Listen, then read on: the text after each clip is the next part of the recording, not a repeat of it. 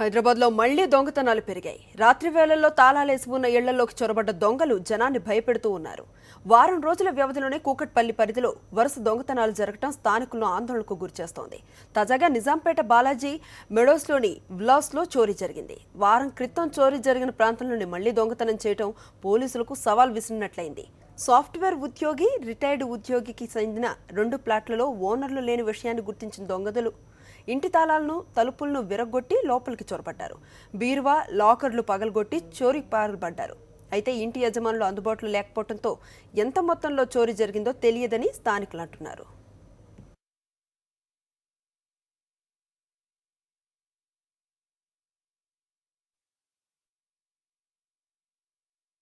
House నెంబర్లో Balaji Meadows.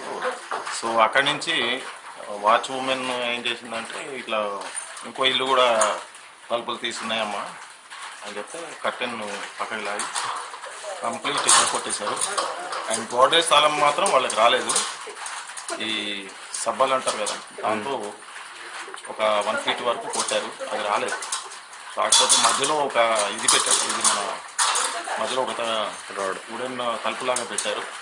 పెట్టి ఇది వాళ్ళు ఏం చేశారంటే ఆ గ్లాస్ కటర్తో మొత్తం తీసి పక్కన పెట్టారు. గ్రిల్ని ఉంపేశారు, మొత్తం ఉంపేసి లోపలికి వెళ్ళారు.